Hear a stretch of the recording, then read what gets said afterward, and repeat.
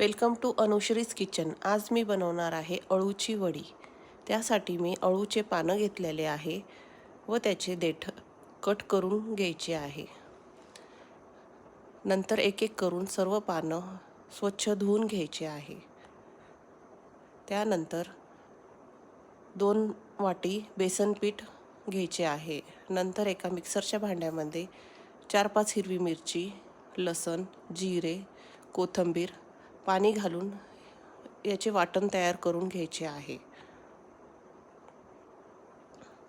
नंतर हे वाटण बेसन पिठामध्ये टाकायचे आहे।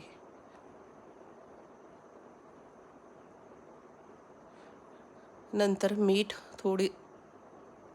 थोडा ओवा, लिंबू व खायचा सोडा, पाणी टाकून सर्व मिक्स करून घ्यायचे आहे।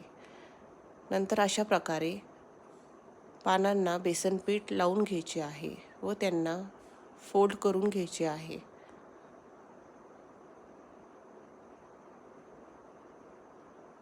अशा प्रकारे सर्व पानांना बेसन पीठ लावून घ्यायचे आहे।